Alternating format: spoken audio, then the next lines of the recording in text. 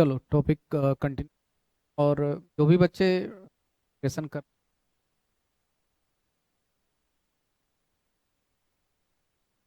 जो स्टूडेंट्स ने डाउट भेजे थे व्हाट्सएप पे, डिमांड किया व्हाट्सएप नंबर भी दे दीजिए। ठीक है, तो व्हाट्सएप नंबर दे देते हैं। भी बच्चे से तैयारी कर रहे हैं, प्रिपरेशन, कोई भी डाउट अगर यहाँ यहाँ से क्लियर नहीं होता, बट इस और वॉइस रिकॉर्डिंग के साथ भेज दीजिए। ट्राई करूँगा कि सेम डे में आपका क्लियर हो जाए। और अगर किसी को का मेंटरशिप या गाइडेंस भी चाहिए अपने प्रिपरेशन से रिलेटेड, भी मैसेज व्हाट्सअप नंबर भी प्रोवाइड कर दूंगा। चलो तो कंटिन्यू करते हैं। अब ये इक्विलिब्रियम ऑफ रिजिड बॉडी, ठीक है। मैं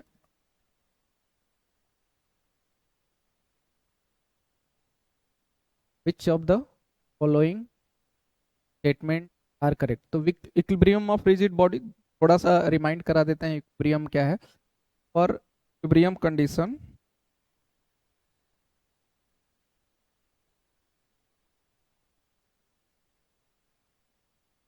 और इक्विलिब्रियम, एक minute,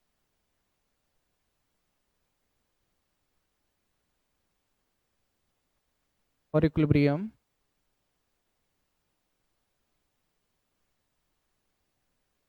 there should be F net equal to 0. F net equal to 0 means there should be Fx net force in x directions be equal to 0. The net force y direction also must be 0. मतलब equilibrium का condition वो होगा जिसमें F net 0 लिखेंगे तो उस condition क्या मतलब है इसका इसका टोटल एक्स डायरेक्शन में फोर्स लग रहा है, सबका नेट जो अगर हम सम करें तो वो 0 के इक्वल होना चाहिए। मतलब एक्स डायरेक्शन में कोई नेट फोर्स ना हो, वाई डायरेक्शन में भी कोई नेट फोर्स ना हो। ये हो गया फर्स्ट कंडीशन। दूसरा, tau net also should be equal to 0। उस बॉडी पे टॉर्क नेट भी, मतलब नेट टॉर्क भी एक्ट नहीं चाहिए, वो भी 0 के इक्वल हो, तब आपकी बॉडी है पूरी प्रियम में बोली जाएगी, है ना।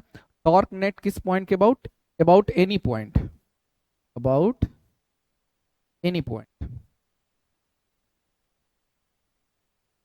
तो जब भी इक्विलिब्रियम के क्वेश्चन आएंगे उस क्वेश्चन में हमको यही दो इक्वेशन फॉर्म करने हैं, एक एफ नेट का इक्वेशन, एक टॉर्क नेट का इक्वेशन, किसी भी पॉइंट के किसी भी पॉइंट के about.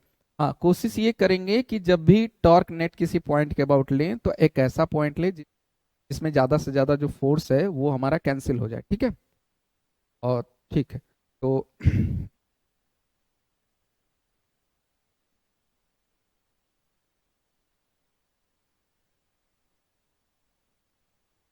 which of the following statements are correct? Center of mass of a body always coincide with center of gravity of the body। नहीं, ये स्टेटमेंट करेक्ट नहीं। सेंटर ऑफ मास हमेशा सेंटर ऑफ ग्रेविटी से coincide नहीं करता। Actually जितने भी daily life के ऑब्जेक्ट या जो भी ऑब्जेक्ट हैं अर्थ पे, तो वो या अर्थ पे कह सकते हैं कि सब मास और सेंटर ऑफ मास और सेंटर ऑफ ग्रेविटी कोइंसाइड करते हैं।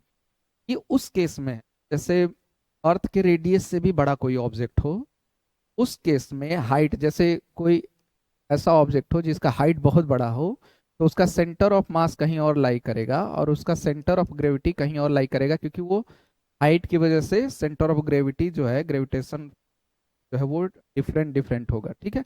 अलग अलग जगह पे अलग अलग वैल्यूज होगी ग्रेविटेशन की। ताकि पढ़ा होगा ग्रेविटेशन में कि हाइट के साथ और डेप्थ के साथ ग्रेविटेशन वेरी करता है। तो इसीलिए सेंटर ऑफ मास के कंडीशन में जब तक आप अर्थ पे हो और उतनी बड़ी साइज का कोई ऑब्जेक्ट ना हो, तब उस केस में सेंटर ऑफ मास और सेंटर ऑफ ग्रेविटी साइड करेंगे।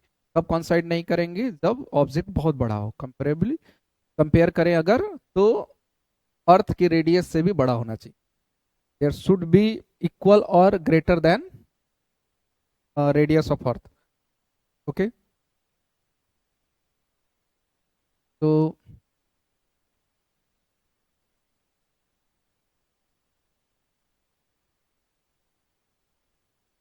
Second option, centre of mass of a body is the point at which total gravitational torque the body is. Centre of mass वो point है जहां पे total gravitational torque zero होता है। नहीं, centre of gravity वो point होता है जहां पे ग्रेविटेशनल टॉर्क जीरो होता है, मतलब उसके अबाउट जितने भी ग्रेविटेशनल टॉर्क होंगे वो जीरो। ठीक है। A couple on a body produce both translational and rotational motion. नहीं, कपल जो है, कपल फोर्स किसको कहते हैं? तो लिखेंगे couple on a body. What is the couple? Couple means किस ऑब्जेक्ट पे कोई फोर्स लग रहा हो एट सम डिस्टेंस। जब कोई दो फोर्स, है ना, दो फोर्स एक डिस्टेंस पे एक्ट करें, किसी डिस्टेंस पे एक्ट करें, उसको हम लोग कपल बोलते हैं। तो ये कोई फोर्स है इक्वल मैग्नीट्यूड, लेकिन कुछ डिस्टेंस पे एक्ट कर रहा है ना, तो इसको कपल बोलेंगे, चाहे वो कितने भी डिस्टेंस पे एक्ट करे, बस के बीच में, इनके लाइन ऑफ एक्शन के बीच में कुछ डिस्टेंस होना चाहिए। अगर इसको इधर फर्दर बढ़ाएंगे तो देयर इज ए डिस्टेंस। तो कुछ भी अगर डिस्टेंस है दो फोर्स के बीच में तो उनको कपल बोलते हैं। तो बोल रहे हैं कि क्या कपल जो किसी बॉडी पे एक्ट कर रहा है तो वो both translational and rotational motion देगा बॉडी में। ट्रांसलेशनल मतलब कि एक डायमेंशन में मूव करे, और रोटेशनल मतलब रोटेट करते हुए। ठीक है। तो ऐसा नहीं है, अगर अगर केवल कपल लग रहा है बॉडी पे तो वो केवल और केवल रोटेशनल प्रोड्यूस करेगा, ट्रांसलेशनल प्रोड्यूस करेगा, है ना, वो रोटेशनल ही करेगा। Mechanical advantage greater than one means that small effort can be used to lift a large load. ये सही है। What is the mechanical advantage?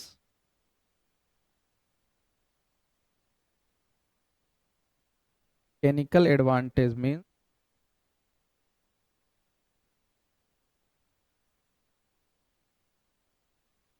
force output upon force input. Okay, ये mechanical advantage का मतलब होता है कि आप कितना फोर्स किसी ऑब्जेक्ट पे अप्लाई कर रहे हैं और उसका इफेक्ट हमको कितना मिल रहा है। इनपुट इनपुट कितना अप्लाई कर रहे हैं और कितना आउटपुट मिल रहा है। जैसे किसी केस में ये जैसे वो पास्कल लॉ जो होता है, उसमें जो ये फ्लूइड में फिल होता है पूरी तरीके से, तो यहाँ पे हम 10 न्यूटन का भी फोर्स लगा के, यहाँ पे अगर कोई गाड़ी खड़ी है, 1000 न्यूटन की गाड़ी को हम लिफ्ट कर सकते हैं ऊपर की तरफ। तो ये सोचिए, इनपुट हमने कितना दिया 10 न्यूटन का, और आउटपुट कितने का मिला 1000 न्यूटन। तो 100 न्यूटन लगा के भी हम 1000 न्यूटन उठा सकते हैं, है ना, लिफ्ट कर सकते हैं। तो यहाँ पे मैकेनिकल एडवांटेज क्या है, ग्रेटर देन वन हो जाएगा। तो मैकेनिकल एडवांटेज का ही मतलब कि आपने कितना इनपुट दिया और उस इनपुट फोर्स से आपने कितना बड़ा आउटपुट लिया, है ना। पहले के जमाने में जैसे होता था कि ये कोई बहुत बड़ा ऑब्जेक्ट अगर उठाना होता था तो उसको पुली के थ्रू उठाते थे, है ना, ये पुली लगी होती थी। यहाँ पे कोई अगर सिंपल मैन भी अगर इसको पुल करे रस्सी को, तो ये बहुत बड़ा, मतलब ये समझिए कि 1 टन का भी वो स्टोन उठा सकते थे। तो ये मैकेनिकल एडवांटेज बहुत ज़्यादा है। इन्होंने मात्र 100 न्यूटन या 200 न्यूटन ऐसे अप्लाई करके 1000 न्यूटन का जो लोड है वो उठा लिया। तो मतलब इनपुट कितना दिया, मात्र 100 न्यूटन का, और आउटपुट कितना मिला, 1000 न्यूटन। तो इसी को बोलते हैं मैकेनिकल एडवांटेज, कि भाई हमारे फोर्स का कितना एडवांटेज मिला और कितना बढ़ के मिला। ठीक है। तो ये कह रहे हैं कि mechanical advantage greater than one means that small effort can be use to lift a large load. ठीक है, यहाँ पे स्मॉल एफर्ट, यहाँ पे लार्ज, तभी तो ग्रेटर देन वन होगा। मान लीजिए यहाँ 100 लिखे, यहाँ 1000 लिखे, तो ये हो गया ना ग्रेटर देन वन। तो ये सही है। तो मीन्स सही है।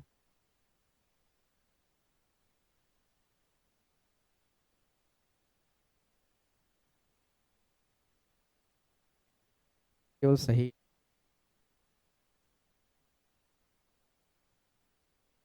कोर्स सही है, बाकी सब तो गलत ही लग रहे हैं। तो फॉर बोनस को चेक करना पड़ेगा, मेरे हिसाब से ये बोनस क्वेश्चन होना चाहिए। यही फोर्थ ऑप्शन ही सही है, बाकी सब तो इनकरेक्ट है। सब the following statements are correct, लग रहा है फोर्थ ही केवल। चलिए बाकी चेक कर लीजिएगा आप, अगर कोई एक हो तो। ठीक है, आगे बढ़ते हैं।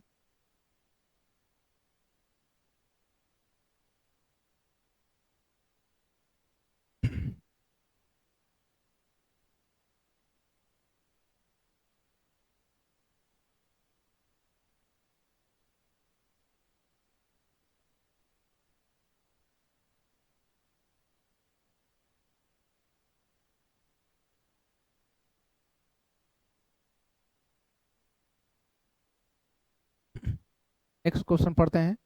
ए रॉड ऑफ वेट, तब तक एक क्वेश्चन पढ़िए जरा।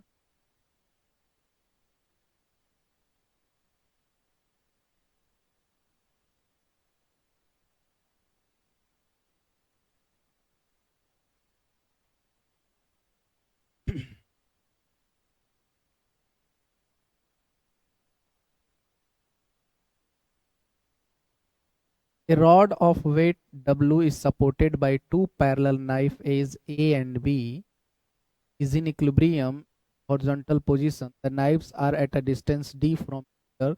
The center of mass of the rod is at distance x from A. The normal reaction of A is, देखिए इस सबसे पहले डायग्राम फॉर्म।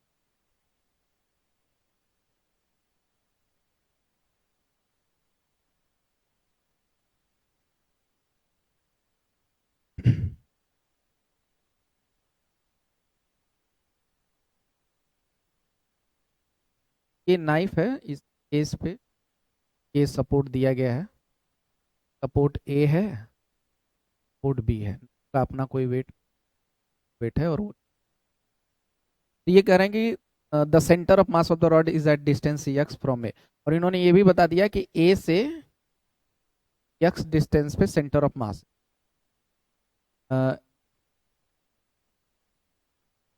और ये भी फॉर्म है। द नॉर्मल रिएक्शन होने, आपको नॉर्मल रिएक्शन ए पे बताना है, मतलब इस पे ये जो है ये लोड कितना नॉर्मल रिएक्शन दे रहा है। ये N1 हो गया और ये N2 हो गया, तो हम लोगों को N2 फाइंड आउट करना है। अरे N1 है, N1 और N2, N1 N2 कितना होगा। तो मैंने सिंपल सा अभी जैसे बताया कि अगर किसी भी इक्विलिब्रियम का क्वेश्चन आ जाए, ये इक्विलिब्रियम है क्योंकि ये कहीं मूव नहीं कर रहा है, एज इट इज पड़ा हुआ है, नाइफ को दो एज पे रख दिया, एज इट इज पड़ा हुआ है, तो इसका मतलब ये इक्विलिब्रियम है, कहीं मूव नहीं कर रहा, कहीं नहीं जा रहा है, इक्विलिब्रियम है। इक्विलिब्रियम के लिए दो कंडीशन होने चाहिए। First condition F net is equal to 0, और second one tau net is equal, ठीक है। तो यही दोनों कंडीशन को लगाते हैं। फर्स्ट फर्स्ट में सारे हॉरिजॉन्टल फोर्स 0 होने चाहिए, तो कोई हॉरिजॉन्टल फोर्स तो दिख नहीं रहा, तो vertical force F Y force के लिए इक्वेशन लिखते हैं, और वाई डायरेक्शन, एक्स डायरेक्शन में है ही नहीं, और डायरेक्शन वाई डायरेक्शन में ये दोनों फोर्स अप की तरफ हैं, plus N2 is equal to W। ये एक हो गया इक्वेशन, और दूसरा इक्वेशन क्या हो जाएगा, टॉर्क ले लेते हैं, torque about this point, O point,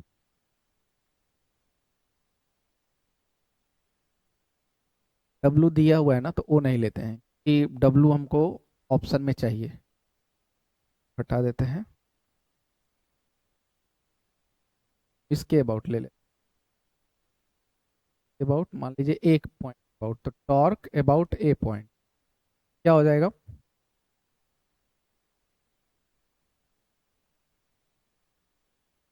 about लेंगे, torque about B, torque about B क्योंकि हमको N1 निकालना है, ठीक है। तो torque about B is equal to, अब टॉर्क निकालना तो पता है, फोर्स इनटू परपेंडिकुलर डिस्टेंस, तो जिस पॉइंट के अबाउट ले रहे हैं, जैसे इस पॉइंट के अबाउट ले रहे हैं, ये अगर बी पॉइंट है तो फोर्स ये है, फोर्स इनटू डिस्टेंस, ये डिस्टेंस कितना है, टोटल एल लेंथ है ना, टोटल लेंथ कितना,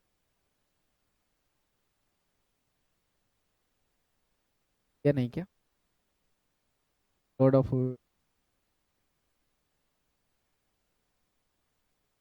डी, हाँ डी दिया रखा है, डी जो है वो दे रखा है, टोटल डी दे रखा है कि एक डी दूरी, तो इतना एक्स है, तो ये कितना हो जाएगा, डी माइनस एक्स। तो टॉर्क इज इक्वल टू होता है फोर्स इनटू डिस्टेंस, तो बारी बारी से फोर्स लेते हैं, इस फोर्स की वजह से तो टॉर्क नहीं होगा क्योंकि ये इसी पॉइंट से पास हो रहा है, देखिए थ्योरी में पढ़ा होगा, तो जो पॉइंट से फोर्स पास होता है उसके अबाउट टॉर्क क्या होता है, 0 होता है। तो यहाँ पे W इंटू डी माइनस है ना। अब इस फोर्स के लिए माइनस, देखिए प्लस माइनस कैसे लेते हैं, डायरेक्शन की, ठीक है, इसकी वजह से जो आएगा वो एंटी क्लॉकवाइज है, और इस फोर्स की वजह से जो आएगा वो देखिए क्लॉकवाइज। ये कैसे निकालते हैं एंटी क्लॉक और क्लॉकवाइज, एक बार और देख लीजिए, बच्चे बहुत कंफ्यूज होते हैं, मैं ये ट्रिक बताता हूँ कि जिस पॉइंट के अबाउट आपको टॉर्क देखना है, जैसे इस पॉइंट के अबाउट अगर आपको टॉर्क देखना है पॉइंट के अबाउट, तो क्या करिए, जो फोर्स जिस डायरेक्शन में है उसी डायरेक्शन में मूव करते करते इसके पार ले जाइए। ये तो इसके पार अगर हम जाएंगे तो ये डायरेक्शन बन रहा है, यहीं से नहीं घुमाना, अंदर से उस फोर्स के डायरेक्शन में ये आगे बढ़िए और ऐसे बढ़ते बढ़ते इस पॉइंट के बिहाइंड जाइए। ये तो ये कौन सा है, एंटी क्लॉकवाइज। एंटी क्लॉकवाइज को मान लीजिए निगेटिव ले लीजिए। अब इसके अबाउट देखिए, इस फोर्स के अबाउट, इस डायरेक्शन में फोर्स है तो इसी तरफ आगे बढ़ेंगे क्योंकि डायरेक्शन में, और ये घुमा के इधर ले आइए। तो देखिए ये हो गया क्लॉकवाइज। तो एक को अगर निगेटिव लेंगे तो दूसरे को पॉजिटिव लेना पड़ेगा, तो मैंने इस वाले को पॉजिटिव ले लिया तो इसको निगेटिव ले लेते हैं। ठीक है, डायरेक्शन रहने दिया जाए, समझ, ये वीडियो पीछे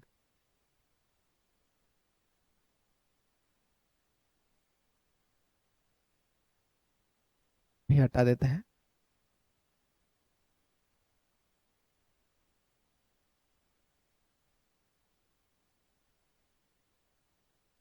तो डब्ल्यू डी माइनस एक्स इसकी वजह से हो गया। अब इसकी वजह से माइनस एन वन फोर्स है, ये फोर्स इंटू डिस्टेंस लिखना है, क्यों, एन वन इंटू, और यहाँ से यहाँ तक की दूरी कितनी है, तो टोटल डी है।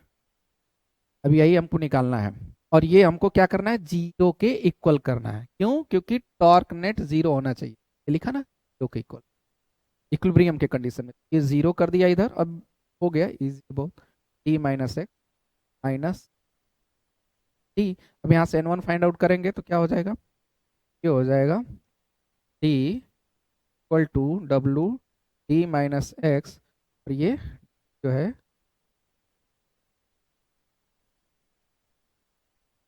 और ये जो डी था यहाँ डिवाइड में आ जाए।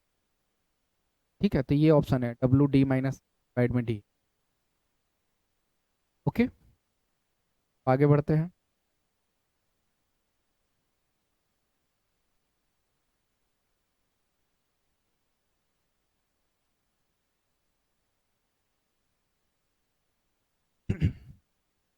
ABC is an equilateral triangle with O as its ABC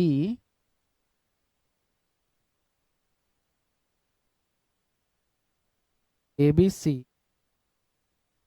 ABC is an equilateral triangle with O as its center, F1 and F2. F3 represent three forces acting along three sides AB, BC and AC respectively. के बाद the total torque about O 0, then the magnitude of F3। कह रहे हैं कि इस O के about जो है टोटल टॉर्क है वो जीरो है, टोटल टॉर्क जो है वो जीरो है। तो F3 का मैग्नीट्यूड क्या होगा, तो देखिए ये जो O है, ओ जो है सेंटर है, तो सेंटर होने का मतलब ये है कि हर एक साइड से इसका परपेंडिकुलर डिस्टेंस सेम होगा। अगर किसी ट्रायंगल का सेंटर है तो सेंटर का मतलब ये होता है कि वो पॉइंट हर एक साइड से परपेंडिकुलर डिस्टेंस सेम होगा। परपेंडिकुलर, इस साइड से परपेंडिकुलर डिस्टेंस अगर एक्स है तो हर साइड से एक्स ही होगा। ठीक है, यहाँ पे अच्छे से बता देते हैं।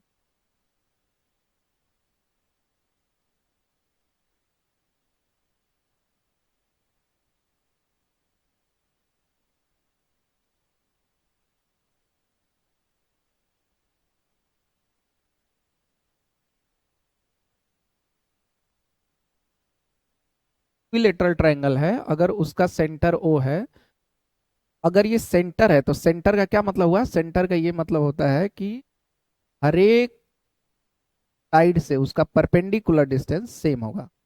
यक्स यहाँ से भी होगा, इस साइड से भी परपेंडिकुलर डिस्टेंस सेम होगा, यहाँ से भी परपेंडिकुलर ड्रॉ करिए इस साइड पे, तो ये सारे डिस्टेंस सेम होंगे। इक्विलेटरल ट्रायंगल का ये मतलब होता है सेंटर से। ठीक है, तो अब कह रहा है कि इस पॉइंट के पास सारे फोर्स का टॉर्क जीरो है, तो कुछ नहीं करना, अगर टॉर्क इन्होंने जो कर रखा है तो सिंपल क्या करना है, सिंपल ये करना है कि सभी टॉर्क फोर्स का इसके अबाउट टॉर्क निकालो, तो फोर्स इंटू परपेंडिकुलर डिस्टेंस। तो ये F3 फोर्स है, ये F3 फोर्स है, ये F1 है, और ये इधर F2 लग रहा है। F1 into x, F1 into x plus F2 into x, force into perpendicular distance, force into perpendicular distance, इस फोर्स से भी परपेंडिकुलर, इस फोर्स से परपेंडिकुलर डिस्टेंस एक्स ही है, यहाँ से ले फोर्स को पीछे हम लोग बढ़ा सकते हैं। और F3 की वजह से देखिए डायरेक्शन उल्टा हो गया। कैसे उल्टा? क्योंकि देखिए अभी जो डायरेक्शन बताया इसका डायरेक्शन इधर है, तो इसको अगर घुमाएंगे इस पॉइंट के बाहर ले जाएंगे तो इस डायरेक्शन में आएगा। ये फोर्स का डायरेक्शन भी इधर है, इसको भी घुमाएंगे तो ऐसे जाएगा। लेकिन ये फोर्स तो इस डायरेक्शन में है ना, तो इसको घुमाएंगे तो देखिए इस साइड हो गया, तो इसलिए F3 के अबाउट जो टॉर्क होगा उसको निगेटिव लेंगे। F3 into x is equal to zero, क्योंकि torque is equal to zero. ये देखिए इसको उधर कर देंगे तो सिंपल हो गया, F1x plus F1x plus F2x is equal to, ये इधर आ गया तो F3x। अब यहाँ पे ये F(x) कैंसिल हो जाएगा, तो ये क्या बचेगा, F1 plus F2 is equal to F3। कोई ऑप्शन है? ये फर्स्ट ऑप्शन। ठीक है, आगे बढ़ते हैं।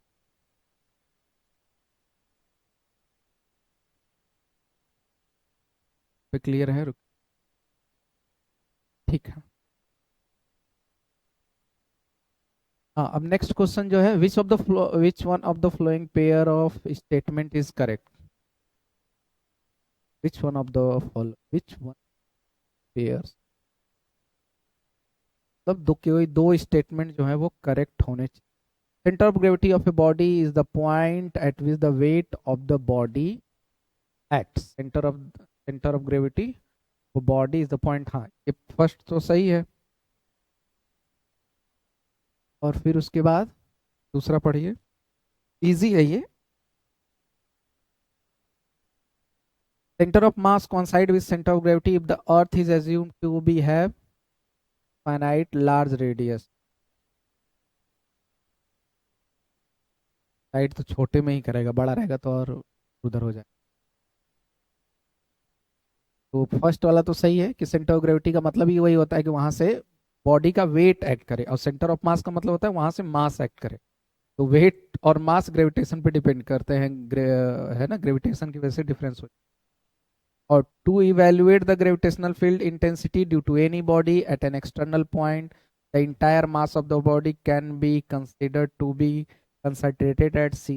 नहीं, सारे बॉडी को ये जरूरी नहीं है कि सबके मास को सेंटर ऑफ मास पे radius of the gravitation of radius of gyration of any body rotating about an axis is the length of the perpendicular drawn from the center of gravity of the body or to the axis। हाँ, ये definition है gyration का जो दिया हुआ है ना। तो ये भी सही है और ये भी सही है, तो 4 and 1 यानी ए।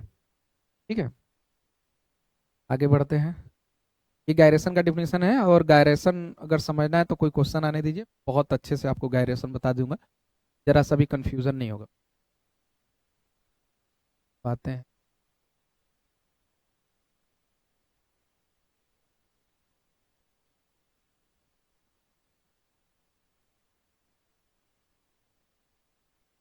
क्या हुआ है लगता है ये वाले भी।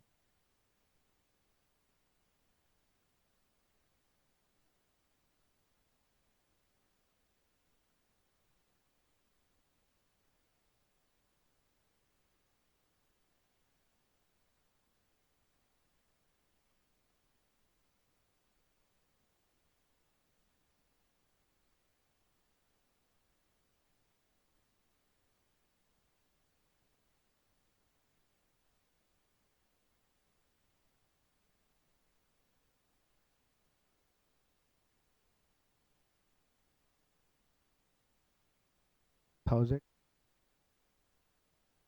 1000। ठीक है,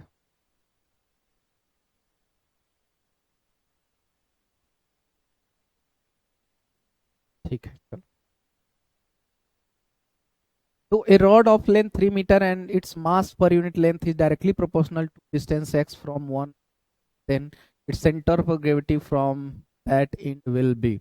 अच्छा, ये एक छोटा सा डेरिवेशन है ना, और डेरिवेशन है तो, लेकिन है बहुत इजी, तो मैं कर देता हूँ, ध्यान से समझ आ जाएगा।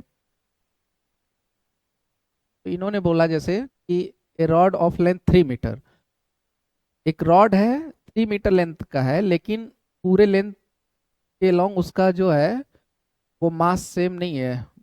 Its mass per unit length is directly means lambda जो है, लेमडा जैसा कि पढ़ा होगा linear mass distribution. Linear mass distribution का क्या मतलब होता है कि लेंथ के लॉन्ग मास वेरी करता है। देखिए मैंने ये रॉड बनाया,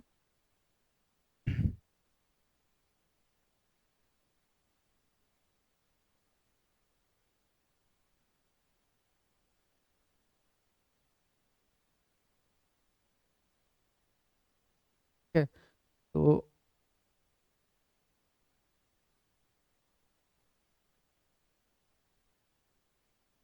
ये कोई रेफरेंस पॉइंट है। अब यहाँ से देखिए, अगर हमने यहाँ से ये पूरा रॉड बनाया 3 मीटर का, लेकिन मास हर जगह सेम नहीं है। यहाँ पे थोड़ा थिक ज़्यादा, यहाँ पे थिन है, यहाँ मोटा है, यहाँ पतला। तो हर जगह उसका जो है लेमडा डिफरेंस हो रहा है, डिफरेंट हो रहा है। अगर यही रॉड अगर ऐसे रहता तो हम कहते हैं कि ये लेमडा इक्वल है हर जगह, है ना, हर जगह का जो मास डिस्ट्रीब्यूशन है वो सेम है, ठीक है। लेकिन इसमें जो डिस्ट्रीब्यूशन है वो सेम नहीं है, तो इसलिए इसका लेमडा दे रखा है। लेमडा कितना दे रखा है, वो उन्होंने बोला कि lambda is directly proportional to the distance. मतलब जैसे जैसे डिस्टेंस बढ़ रहा है वैसे वैसे लेमडा भी बढ़ रहा है। तो यहाँ से अगर निकालेंगे तो lambda is equal to proportional आएंगे, इक्वल लगाएंगे तो के एक्स हो जाए, ठीक है। ओके, अब इसी पे हम लोग करते हैं क्या, डेरिवेशन करते हैं। हमको निकालना क्या है, centre of gravity, centre of gravity from that it will be. तो इस एंड से हमको सेंटर ऑफ ग्रेविटी यानी centre of mass find out करना है। तो देखो, कंटिन्यूअस मास का जैसे कि फॉर्मूला पता होगा, एक्स सी ओ एम, अगर सेंटर ऑफ मास निकालना है तो एक्स डी एम, जिन्होंने भी नोट्स रिवाइज किए होंगे पता होगा, इंटीग्रेशन ऑफ डी एम, ठीक है। ये कंटिन्यूअस मास डिस्ट्रीब्यूशन के लिए सेंटर ऑफ मास का फॉर्मूला होता है एक्स डी एम डिवाइड में डी एम। तो अब कैसे निकालते हैं, देखिए बहुत सिंपल है। क्या करेंगे कि यहाँ से एक्स डिस्टेंस पे लोग कोई एलिमेंट ले लेंगे, D x element, D x element, D x length का एलिमेंट ले, ठीक है। अब हमको क्या करना है, एक्स डी एम और डी एम। तो सबसे पहले हमको यहाँ पे डी एम फाइंड आउट करना है, ठीक है। ये डी एम, तो डी एम क्या होगा कि हमने एक्स लेंथ ले लिया, तो डी एम कैसे निकालेंगे, डी एम का फॉर्मूला क्या होता है, lambda into D X, okay. Linear mass density into length, linear mass density into length is equal to DM. ये मैं यहाँ पे तुरंत भी बता सकता हूँ, जैसे फॉर्मूला होता है ना लेमडा का, कि total mass upon total length. इसमें जितने लेंथ का आपको मास चाहिए उतना लेंथ मल्टीप्लाई कर दीजिए तो वो आ जाएगा आपको, है ना, मास। अगर जितना भी मास चाहिए तो सोचिए कि लेमडा इज इक्वल टू क्या होता है, एम बाई एल। अगर आपको अगर डीएम किसी भी लेंथ का मास चाहिए तो उतना मास इस एम बाई एल में मल्टीप्लाई कर दीजिए, उतना लेंथ। डीएल लेंथ मल्टीप्लाई करेंगे तो डीएल लेंथ का मास मिलेगा, जितना लेंथ मल्टीप्लाई करेंगे उतना लेंथ का मास मिलेगा। अगर सोचिए कि डीएल लेंथ की जगह पे पूरा लेंथ मल्टीप्लाई कर दिया, पूरा लेंथ, पूरा लेंथ, तो ये देखिए लेंथ लेंथ कट जाएगा, टोटल मास आ जाएगा। तो जितना लेंथ का मल्टीप्लाई करेंगे उतना ये मास देगा, है ना, कौन, लेमडा। ये लेमडा एम बाई एल, इसका काम ही है कि जितना लेंथ का मास चाहिए उतना लेंथ मल्टीप्लाई करिए। तो हमने ये dx लिया, dx लेंथ, हमको dx लेंथ में कितना मास है वो चाहिए, तो dx को हमने लेमडा में मल्टीप्लाई कर दिया। ये लेमडा हमको उतने लेंथ का मास देगा। इसी में अगर dx की जगह अगर हमने पूरा लेंथ मल्टीप्लाई कर दिया तो ये पूरा m दे देगा, पूरा m, ठीक है। तो लेमडा का क्या मतलब होता है कि जितने लेंथ का मास चाहिए उतना लेंथ उसमें मल्टीप्लाई करिए लेमडा में, है ना। और उसी तरह सरफेस मास डेंसिटी में क्या होता है, जितने एरिया का मास चाहिए उतना एरिया मल्टीप्लाई करिए, जैसे लेमडा है। वैसे अगर डीएम हमको सरफेस मास डेंसिटी में चाहिए तो हमको एरिया मल्टीप्लाई करना होता है। उसी तरह अगर हमको वॉल्यूम डिस्ट्रीब्यूशन में चाहिए तो रो में वॉल्यूम मल्टीप्लाई करना होता है। लेंथ मास डिस्ट्रीब्यूशन में लेंथ मल्टीप्लाई करिए, एरिया डिस्ट्रीब्यूशन में एरिया मल्टीप्लाई करिए, वॉल्यूम डिस्ट्रीब्यूशन में वॉल्यूम मल्टीप्लाई, है ना। तो ये उतने का मास आपको मिल जाएगा, ठीक है। ये सिंपल कि हमने डीएम निकाल लिया, DM is equal to lambda into D X. अब ये डीएम की जगह पे इस लेमडा डीएक्स की वैल्यू को पुट कर दीजिए, बस आ जाएगा आपको। वो नेक्स्ट पेज पे कर दें क्या, जगह पे कर दें, हो जाना चाहिए। तो नेक्स्ट पेज पे चल,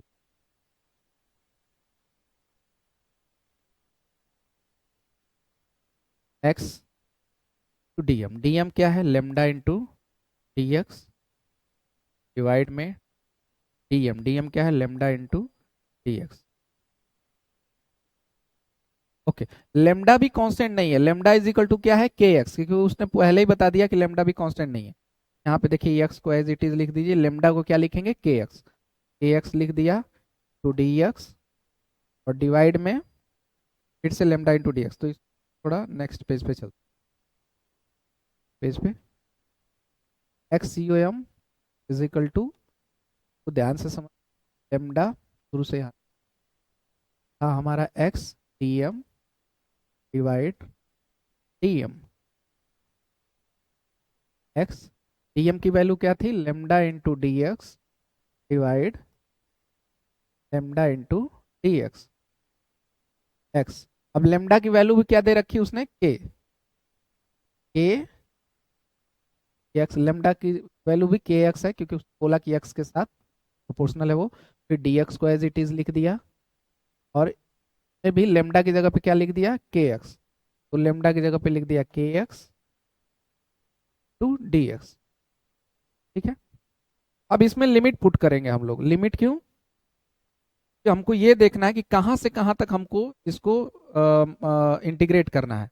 हमको ये इंटीग्रेशन करना है, जैसे ये सेंटर ऑफ मास जो आया अभी ये इतने लेंथ का आया, डीएक्स लेंथ का, लेकिन हमको सेंटर ऑफ मास इस पूरे लेंथ का चाहिए, तो ये डीएक्स को हम लोग इंटीग्रेट करेंगे कहाँ से कहाँ तक, 0 से 3 के लिए।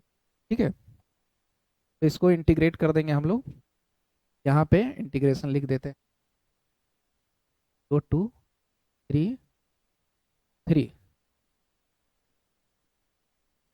तो ये सिंपल इंटीग्रेशन है, इसीलिए नीट में हुआ है ये नहीं डरना है कि बहुत ज्यादा इंटीग्रेशन है। ये देखिए के कांस्टेंट बाहर कर दीजिए, फिर क्या बचा, एक्स स्क्वायर डी एक्स। देखिए simple integration, x square D x, और यहाँ लिमिट कितनी है, 2 2 3। ठीक है, उसी तरह ये क्या है, के एक्स डी एक्स, ए को बाहर लिख देते हैं, और एक्स डी एक्स लिमिट कितना है, 3। तो देखिए ये कैंसिल हो गया, इक्वल एक्स स्क्वायर का इंटीग्रेशन क्या होगा भाई, ये हो जाएगा x⁻³ डिवाइड में n+1 है, और यहाँ पे एक्स स्क्वायर डिवाइड इन 2। अब यहाँ पे वैल्यू पुट कर दीजिए, अपर लिमिट और लोअर, ये वैल्यू पुट करेंगे तो क्या होगा, 3⁻³ डिवाइड 3, और यहाँ एक्स है स्क्वायर है तो वैल्यू पुट करेंगे तो 3² बाई 2, और इधर 0 है तो लोअर लिमिट पुट करने की जरूरत नहीं है। ठीक है, अब ये सॉल्व कर लीजिए, आपका आंसर आ जाएगा, इतना कर दिया तो सॉल्व। ये कितना हो जाएगा, ये 3 × 3 × 3 डिवाइड में एक 3 तो यहाँ से कैंसिल हो जाएगा, डिवाइड में ये 3 × 3/2, ये हो जाएगा 9, और ये कितना हो जाएगा,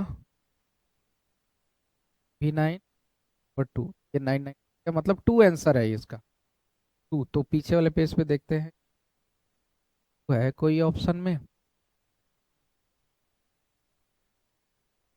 ठीक है, फिर भी कोई अगर डाउट रह जाए तो एक्ट करिए। ठीक है, बहुत ही अच्छा क्वेश्चन, बढ़ते हैं।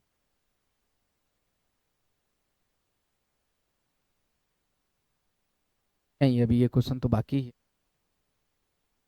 कोई रेस।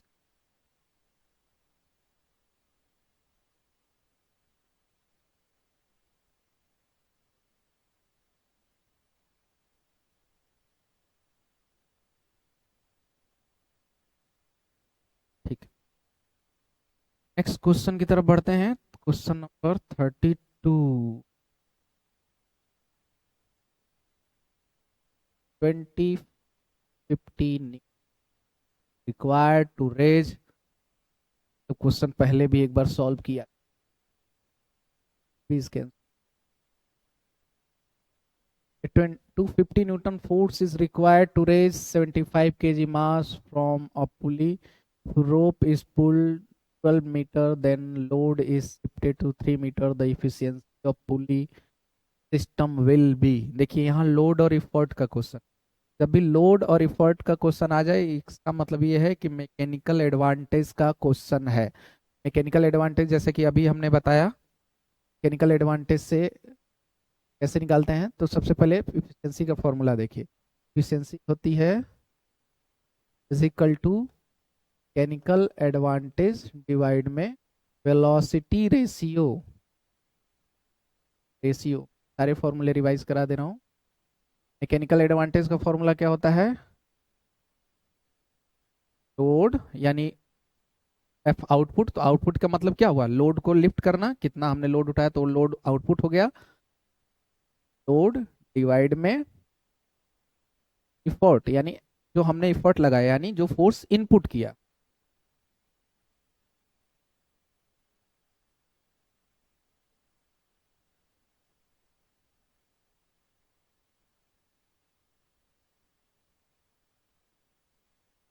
इफर्ट, ठीक है। फिर उसके बाद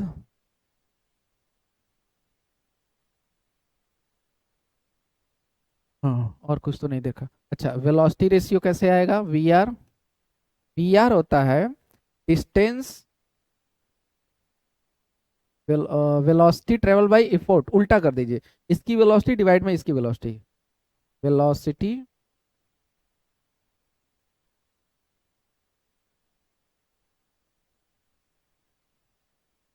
हाँ, तो टाइम से डिवाइड हो जाएगा तो फिर से डिस्टेंस ही आ जाएगा।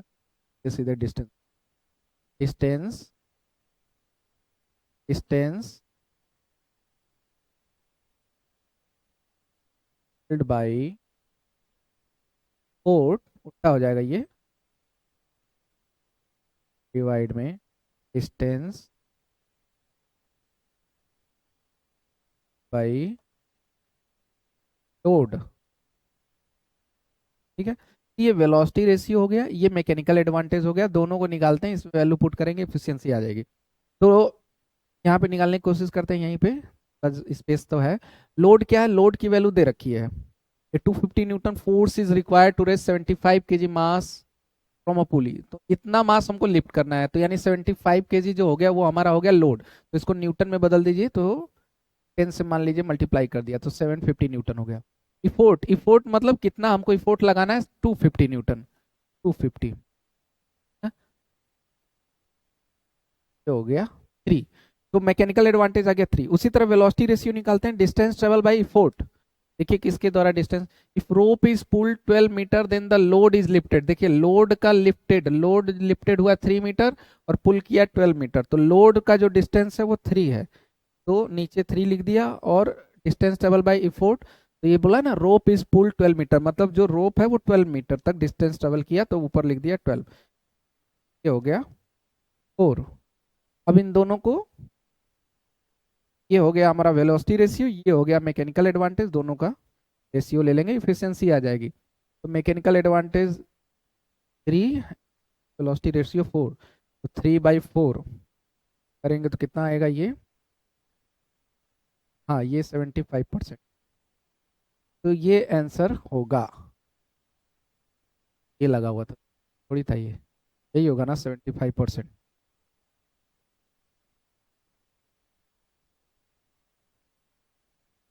हाँ, यही होगा। चलो नेक्स्ट क्वेश्चन। अब चलो नेक्स्ट टॉपिक, मोमेंट ऑफ क्या।